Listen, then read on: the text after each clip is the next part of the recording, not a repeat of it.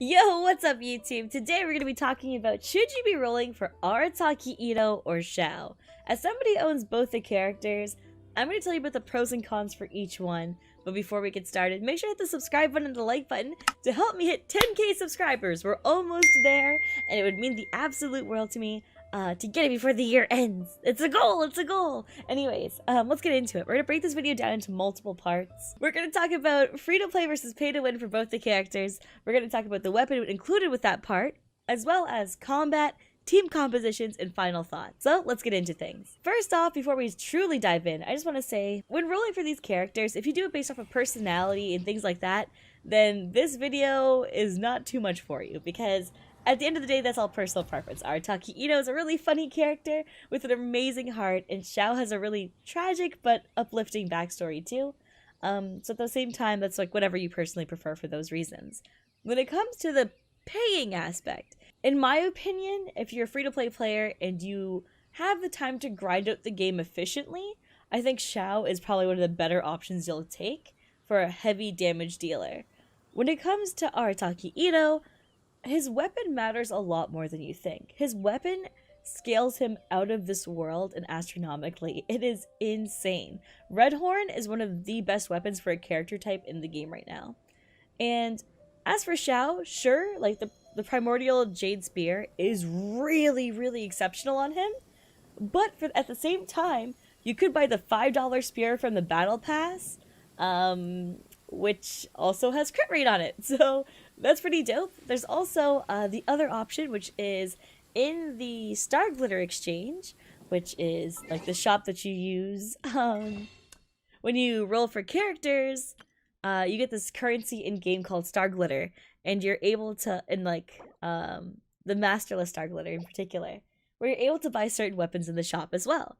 One comes up here that is called Black Cliff Pole, and that also works for him as well because it has a crit damage stat as well. So those are some options you can have when going for items for Xiao that aren't fully like free to play friendly per se, but they do still work for him pretty efficiently and very cost effectively. So you're not out here rolling on a weapon banner super hard if you can't afford to. For Arataki Itto, there's a free to play friendly weapon which is completely craftable, and it does have a defense percent stat on it. The issue with this, though, is that Itto requires so much defense to make him viable that you have to be grinding out artifacts like your life depends on it to make him work. And that can sometimes be an issue time-wise for people. So at the end of the day, if you want more bang for your buck, to be more time efficient, and also to kind of avoid rolling on a weapon banner, I would go for Xiao.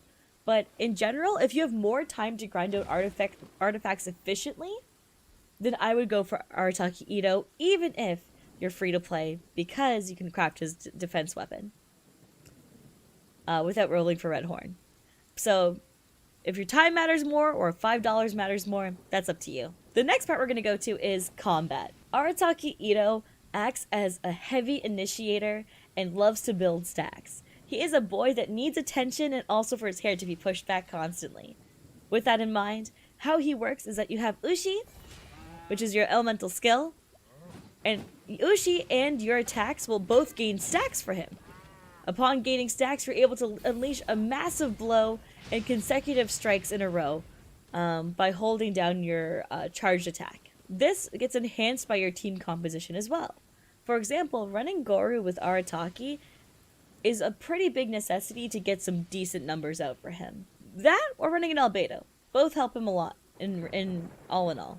But if you want a team comp that doesn't depend on other characters around you, that's Xiao. The reason that is Xiao is because animal characters go well with almost every unit in the entire game. The diversity you have with using an animal character is skyrocketing. You get a lot of bang for your buck because of how swirls work in the game.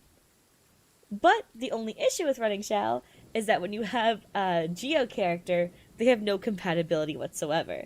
So running like a Zhongli with him doesn't fully make sense to do. But Zhongli is such a strong character that doesn't really matter what you run him with. Anywho, back to talking about Xiao.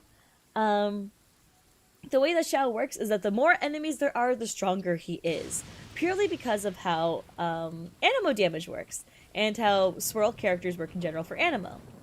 Whatever attack you use to initiate the Animo, for example, let's say Oz hits first, based off of the elemental mastery of the second hit, which causes the swirl, will be the amount of damage you get for the swirl effect. Swirl is also just heavier damage in general. Even if the larger numbers for Arataki pop out, you'll see like a 10k, a 20k hit. Those are pretty big numbers. But the difference for Xiao is that he actually gets a higher damage multiplier. And I'll show you for the example right here. Let's say Fischl initiates, right? We have shot going around, oh my god, my Fischl's one-shotting. Oh no, my Fischl's one-shotting. Oh no, oh no. Okay, Xiao also one-shot, so that did not help the situation at all. Okay, I one-shot domains too, though. This is a problem. I didn't realize how bad this was until now. This is not good. We're gonna do this anyways. We're gonna try it. So before I enter into this domain, a few things I want to point out in particular. I might put this as a voiceover instead, because talking and playing at the same time is hard, but we'll see what happens. But basically how it works is, Xiao... nope, I'm gonna try talking while doing this. Okay, my brain cells can do it. Okay. So I use my initiating elemental reaction. I'm gonna create a swirl now. Bam. And then if I hit multiple targets that are being swirled at the same time, I will gain bonus damage per person that it hits, because I will create 3 swirls, or like multiple swirls out of how many units are around. So let's say that I hit these 3 together, or these 5 together now, right? These 5 are now affected by, or these 3 are affected by Pyro. If I use, Swirl on them, I will get 9 times Pyro swirls. They will swirl 9 times the damage. If I do it with 5 characters, I get 25. It's always squared of whatever you do. I'm trying my best not to kill them in one shot, man, but this is so hard. So let's talk numbers. So when it comes down to numbers, we love seeing those cool ass videos, or those cool TikToks even, where a character is doing like, damn, they did one single hit of like 200,000 damage. That's crazy. Xiao is built different. Xiao is a kind of character that during his elemental burst can get up to almost 800,000 parts of damage. Sometimes I even hit 1,000,000. That is not even a joke or an exaggeration. That is a literal number that I do hit sometimes. And the reason being is how Swirl works in this game. Swirl is based off of how many enemies are affected by Swirl. You use an initiating ability or initiating element, such as, let's say, Pyro. Let's say this Pyro affected like 9 units. And then I decide to use Xiao. I use his ultimate and I plunging attack them. How many instances of swirl does that create? It creates 81 swirls, technically. Technically. It does cap out in the game, though. But that's kind of how it works, like, in general, is that Xiao is meant to create multiple instances of damage around him. That was a very extreme example, but it does create that sort of mentality. So based off of his elemental mastery at that point, you are getting so much bonus damage that you might not even realize you're doing because you're just looking at the one big number happening for his plunging attack. But in reality, the other additional numbers around him are the real damage popping out. And that's why it matters so much to take that into consideration. Why characters like Bennett are good with him is because Xiao loses health during his ult draining him, and it gives him the health replenish, but at the same time amplifies his damage while he's ulting and doing his plunging attacks. Also, other characters that work well with him are characters like Ball or Fischl, because they do consecutive hits with him, and Ball and Fischl are great with any short sword user or with any spear user because they also act quickly with fast attackers. So spear and sword users are the fastest attackers in the game. And in general, if you want to use like a Xinyan, or if you want to use a Toma works really well with Xiao as well. Those are great options to have with him. One I really strongly recommend is even Diona. Diona helps a lot for people who have a hard time understanding how to optimize damage or rotate characters, or if you feel like you're losing health. Diona is like the greatest character to run with him for a very cheap character, cheap 4-star to run. So that's a little bit of the help there for how to make your Xiao super efficient. When it comes to Arataki though, you just gotta run a lot of Geo in your comp. You gotta run Goru. It's more demanding for you to have the other characters necessary to run him, but Xiao has a lot more character diversity for team compositions. It's supposed to be my next part, but somehow I got into it now because I was kind of on a roll. But I hope that all makes sense. So kind of too long didn't read. When it comes to a free-to-play player, you might want to go Arataki Itto because he's a true free-to-play character, but you have to grind for a longer duration to make him better for damage. Xiao, if you want to pop $5 onto your account and just get the battle pass, then you'll already have him with a very solid kit and pumps out way more damage. Also, if you just pull on your account, you gain a thing called Master Star Glitter in the shop, and you don't even need to use your real money. You can just earn primos over time and roll in the account and save up your Master Star Glitter. In this shop, it rotates different weapons. There's one called the Black Cliff Pole, which has crit damage on it as well. That can be used on Xiao too. So those are some options for you there for free-to-play, cheap, and pay-to-win.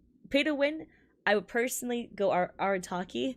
I think Arataki, especially if you're rolling for his weapon, is one of the stronger characters in the game. So that's for that, though. But if you're not whaling, then Xiao's a better bet, in my opinion. Then for combat, I would say that Xiao is a lot better with larger mobs and groups. He takes them out completely. When it comes to solo bosses or bosses in general, I would go Arataki. I feel like he's actually a boss killer and is a really great initiator too. But don't forget that at the same time, we're going to get down to team compositions.